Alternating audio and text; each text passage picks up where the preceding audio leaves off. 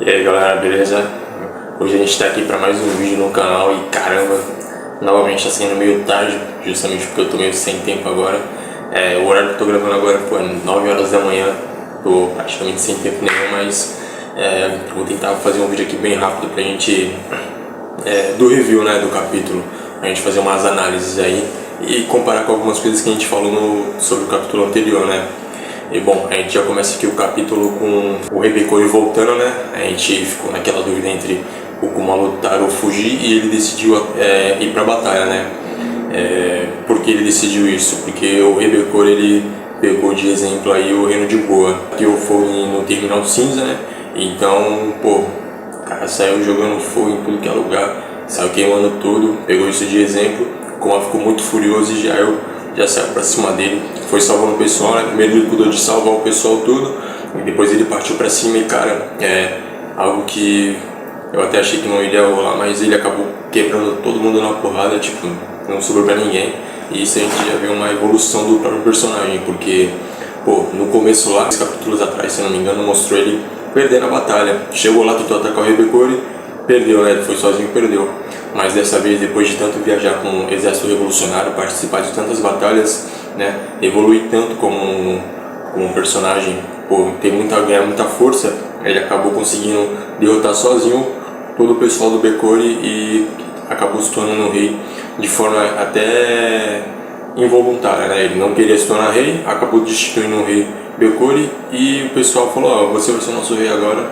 E foi assim, e ele não teve chance alguma de poder questionar isso, né? O pessoal, ele até falou que o rei é o Bulldog e tal, né? O rei de 2 gerações atrás, só que não adiantou, o pessoal quer que seja o Kuma, justamente porque ele tem essa imagem mais benevolente, protetora, e ele passa muito mais segurança pro pessoal, tanto é que ele até comenta isso, né? Que ele é só uma imagem de segurança pro pessoal e ele prefere que o rei seja o Bulldog, né? E não ele. A gente ainda chega a ver um quadro do São J. Garcia, né, perguntando, pô, por quem foi o Rei Bekori foi destituído, né? Chegou um membro do governo lá falando isso pra ele até se indagou, pô, quem será que foi? Certamente, eventualmente, ele acabou descobrindo que foi o Kuma, e a partir daí ele já deve ter ficado de olho, ou talvez não, né? A gente só vai saber isso aí futuramente, talvez se o Oda explicar. Mas indo adiante no mangá, a gente já vê a Bonnie aqui correndo adulta, né? Ela tá adulta e, pô, do nada ela surgiu com a Akuma no Mi da Toshi Toshi e finalmente até nos é revelado por um médico, pelo visto. Ele tá com um livro de Akuma no Mi, algo que a gente não costuma ver muito, e ele até fala que é a Toshi Toshi no Mi que ela comeu e ela se transforma sem querer. O pessoal fica perplexo porque o Kuma mesmo ele confunde ela com a Guine, né? Porque é muito igual. Só tem a diferença por causa da doença das pedras de safira, né, no olho direito dela, mas fora isso ela é bem idêntica. E pô, ela surpreende todo mundo quando ela começa a falar que meu pai me prometeu que aos 10 anos e tal a gente ia viajar e não sei o que, eu tenho que ficar mais forte, né, porque pô, há 4 anos atrás ela estava bem preocupada, então agora ela viu que ela também tinha que ficar forte para ajudar a proteger o pai dela, né, e nisso ela acabou se transformando em adulto e começou a correr sem parar, a fortalecer o corpo, né? E logo depois que ela nota que ela se tornou adulta, do nada ela volta a ser criança novamente. O pessoal vê que é a Bonnie e até fica meio pasmo, e é quando eles revelam que é a Toshi Toshi no Mi, e até o Gyogyo, assim que ela volta a ser menino, o Gyogyo tenta pegar ela no colo, né? Ele acaba se confundindo com uma velha que é muito parecida com ela, e essa velhinha que o Gyogyo pegou no colo é a mãe do rei Bulldog, né? Que ele acabou se confundindo porque ela realmente é muito igual. Ela toda com um chapéuzinho, um casaco e tal. De rosto, ela é muito idêntica à Bonnie. Tanto é que mais pra frente ela acaba se transformando e ficando igualzinha, né? Ela tenta ficar e consegue. Não é 100% igual, mas é muito semelhante. Por isso ela consegue disfarçar tão bem lá em Mare Joyce. E, cara, já nos é apresentado o Rei Bulldog, né? Como que ele é. E ele chega já para falar sobre a volta do Rei Bekori, né? Porque soltaram uma manchete tal sobre o Kuma, e é aí que é dito que ele provavelmente vai voltar com uma frota de navios da marinha, e o Kuma já se prepara para deixar o reino sobrer, porque quando ele vier, o Kuma lutar com a marinha, é certeza dele ter uma recompensa alta por sua cabeça, e é o que a gente vai ver mais pra frente, né? O Kuma, ele vai sozinho com um botezinho, né, praticamente um mini barco ali, e ele fica de frente para 3 navios de guerra da marinha e, cara, o rei Belcore tá lá porque ele quer pegar o reino dele de volta. Aí, meu, os 3 são devastados, né? Os 3 navios de guerra da marinha são devastados, eles não têm chance alguma contra o Kuma, e acaba que a recompensa do Kuma acaba elevando ainda mais do que ela já era. E o Oda aqui, pô, ele até deixou de mostrar a recompensa do Kuma, mas eu imagino que pelo tamanho da periculosidade dele, nesse atual momento, eu acho que deve ter ficado entre 200 e 300 milhões, não indo além de 350 milhões, mas eu acho que 350 deve ser um número muito alto. Mas ainda assim é uma recompensa que o Oda poderia mostrar tranquilo, não sei porque ele está escondendo. Mas beleza. Mas essa batalha gerou uma notícia, né? E por isso o Kuma acabou tendo que sair dali. Ele não voltou, depois da batalha ele já nem voltou com o Reino Sorbet. Ele deixou a Bonnie aos cuidados do rei Bulldog e da mãe dele, a Connie. E a Bonnie passou a ficar sozinha, né? A treinar e a esperar que o Kuma achasse uma cura para ela, né? Sem que ela soubesse. Para ela o Kuma só estava lá fora, tendo que viver longe dela. Mas na verdade ele estava procurando uma cura, né? Tanto que ele vai visitando todos aqueles lugares que ele mandou os chapéus de palha, né? Todas as ilhas. E a gente vê aí que, pô, ele precisa conhecer o lugar, né? Antes de mandar o pessoal para algum canto. Se ele não souber a exata posição, fica meio difícil dele poder mandar alguém para algum lugar, né? Vai que ele, pô, dá um tapa em alguém e a pessoa sai voando e cai direto no mar, porque a única certeza que tem é da pessoa voar ali por 3 dias e 3 noites. Ele não tem a certeza que ele vai cair em uma ilha, a não ser que você saiba. A única ilha que eu não vi aqui foi a da Ilha das Cujas, né? Mas ainda assim, ele eventualmente deve ter ido lá em algum momento. Ele visitou todas as ilhas e depois dele visitar todas as ilhas, né? E ele não conseguir respostas, né? A gente acaba vendo ele até chorando enquanto ele lembrava da Bonnie, porque ele não tá tendo sucesso nenhum. E ele prometeu pra ela que aos 10 anos ela iria poder viajar o mundo com ele, porque ela ia estar curada. E meu, ele vendo que não tá tendo sucesso algum dele buscar essa cura, ele acaba, né, caindo em prantos ali. E é nesse momento, né, passados uns dias, que ele se encontra com o exército revolucionário. E aqui na view do exército revolucionário a gente vê que tem a Beth, né, a Belo Beth, com um chapéu que parece muito mais o do Sabo do que o que ela tá usando atualmente, o Morley, e também tem o Genbo, né, o vice-comandante do Exército do Sul. Algo curioso porque o Lindbergh não está aparecendo nessa imagem, talvez ele ainda não tenha assumido, né, o Exército do Sul, mas eventualmente ele pode vir a assumir. E logo no próximo quadro a gente já vê o Kuma conversando com o Dragon, né, e nessa conversa a gente já pode pontuar algumas coisas, né, que são a Belo Beth, que já logo pede pra si, ela se intromete ali no meio da conversa dos dois e já pergunta se pode assumir o Exército do Leste, né, porque o Dragon não permitiria sem autorização dele, e ele já logo libera, fala que tá de boa e tal, não liga, né, se for uma mulher que é semelhante à Guina, então ele não liga dela assumir o Exército do Leste. E o Dragon até comenta, pô, desde que a gente se reencontrou e tal, você virou muitas coisas, né, um pirata, um tirano. E a gente tem um exato momento que o Ivankov e o Inazuma foram presos, e foi exatamente nessa época. E pô, eles ficam presos até o momento que o Luffy vai lá para poder tirar todo mundo de Impel Down. E bom, seguindo a gente vê eles desenrolando a conversa dele, o Kuma falando que gostaria de voltar a atuar no Exército Revolucionário, né, porque é uma causa que combina muito com ele, salvar as pessoas, libertar elas.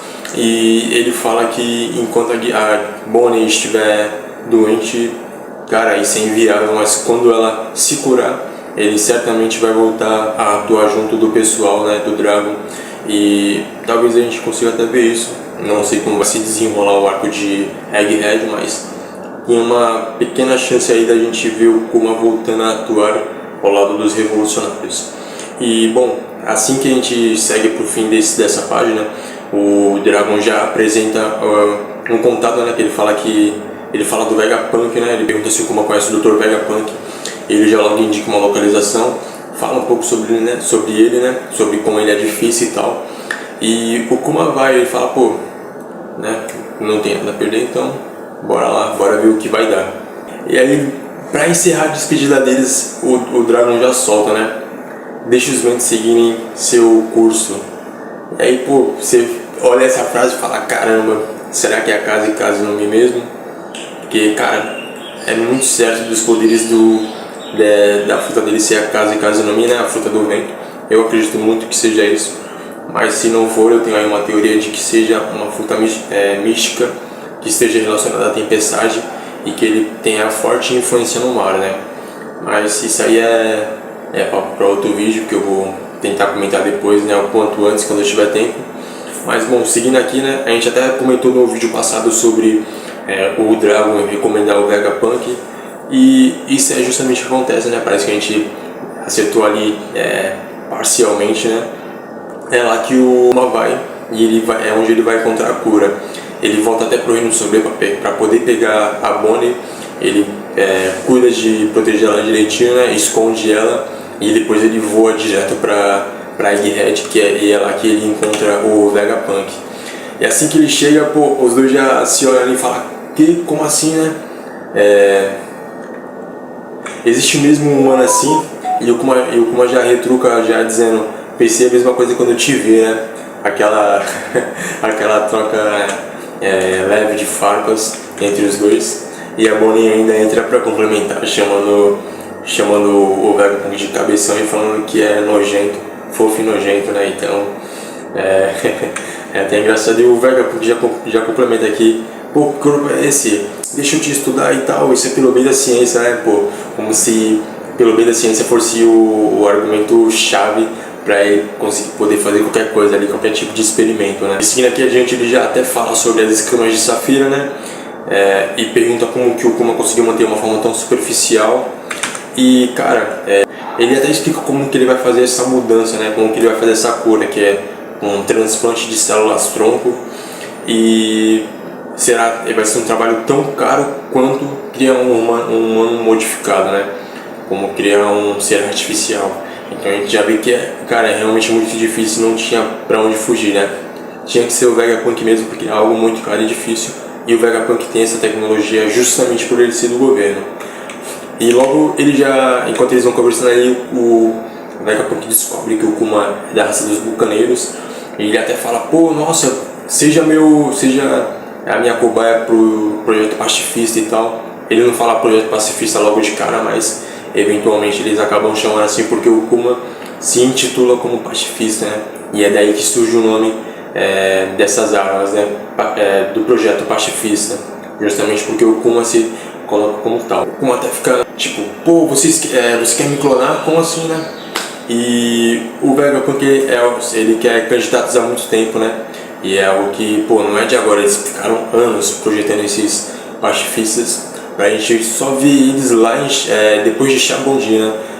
Depois de Shabodi não, em Shabodi, pra poder os melhores em Marineford eventualmente. Aí o Vegapunk já é bem inteligente, né? A gente até vê aquele olharzinho dele lá: ó, seguinte, se você deixar o Ticlonate usar aqui como experimento, os custos do cirúrgico aqui vão cair pra zero. E, pô, parece que você não tem dinheiro, né? E aí o Kuma não tem como negar, pô, ele vai salvar a Bonnie, então ele abre mão disso, né? Ele se coloca à disposição para ser um experimento sem problema algum. E o Vegapunk usa isso a favor dele e eventualmente a gente vê o que a gente vê, né? O Kuma sendo lá de um pacifista. Aí a gente vê o Vegapunk, né, se vangloriando, falando: pô, nossa, e aí os guerreiros vão ser muito fortes e vão disparar laser e tal, e os guerreiros do futuro vão ser mais foda ainda e tal. E aí conversa um pouco mais, né? Kuma fala que não liga e tal, de seu próprio demônio. Ele não ligaria de seu próprio demônio se for pra salvar a Bonnie. Logo no fim do capítulo a gente vê 3 quadros reservados ali pro Sanjay Garcia, né? Em Mary Joyce. Não dá pra saber exatamente se ele ouviu toda a conversa ou não, mas parece que se ele não ouviu toda a conversa, ou se ele não estava ouvindo toda a conversa, ele ao menos recebeu algum relatório que falou sobre esse planejamento do Vegapunk, né? E aí ele já logo fala: pô, soldados clonados são armas, né? E o valor de uma arma é determinado pelo tanto de gente que ela consegue matar. Ou seja, ele já tem uma visão bem extremista de como ele pode usar pessoas e qualquer tipo de arma aí para exterminar os outros, né? Porque a ideia é sempre essa: elevar o poder do governo mundial para eles poderem exterminar todos os opositores que eles tiverem. E logo no último frame dele, ele já fala que o Vegapunk não sabe aproveitar uma oportunidade, né? E por isso ele teve uma ideia. Aí alguém responde, sim senhor, como desejar. Também não dá pra saber se é exatamente o Vegapunk, mas eu acredito que talvez seja assim.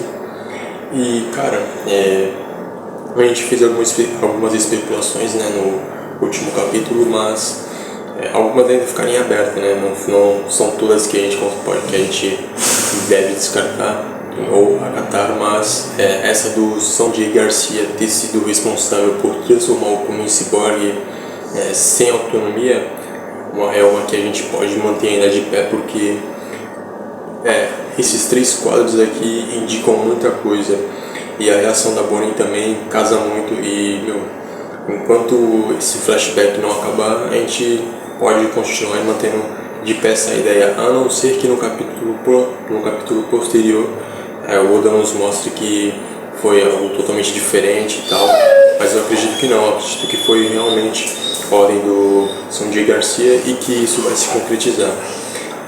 Diferente de antes, no capítulo 1098, a gente especulou que talvez o capítulo 1000 fosse 1100, íamos voltar, né, para o momento atual do mangá, só que não, acho que ainda vai continuar no flashback do Kuma mesmo, e provavelmente ele vai mostrar algo mais impactante, né, como geralmente costuma acontecer, algo mais impactante sobre o Kuma com o Sanjay Garcia e até mesmo o Vegapunk. Talvez o Oda narre de forma mais corrida também todo esse projeto, todo esse trajeto de virar ciborgue, virar um pacifista, testarem as armas, fazerem alguns testes práticos ali, ver como eles se saem, né, em batalha, e depois chegar até o momento dele perder toda a autonomia mental dele para se submeter ao governo mundial. Acredito que no próximo capítulo também já deve mostrar o porquê dele ter se tornado Chichibukai, e é o que a gente tem para agora. Resta esperar para saber como que vai ser o próximo capítulo, mas eu acho que vai ser algo impactante e que mostre, talvez até mesmo de forma corrida, todo o resto do passado do Kuma.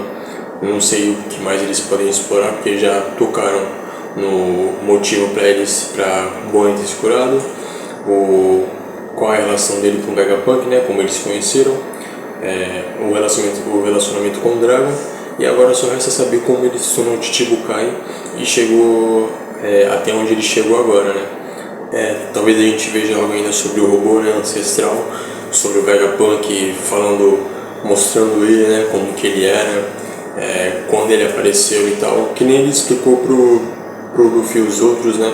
Bom, o que nos resta agora é esperar o próximo capítulo para ver o que o Oda vai nos mostrar, né, desse flashback. Talvez o 1100 seja realmente o último capítulo do flashback do Kuma. Eu não sei, não acho que ele deve estender muito mais, talvez no máximo até o 1101, mas talvez não passe disso. Acho que já contou bastante aí da história do Kuma, de como ele cresceu, viveu, né, como ele nasceu também, o que aconteceu com ele, e cara, foi até então tá bem explicativo, tá bem completo esse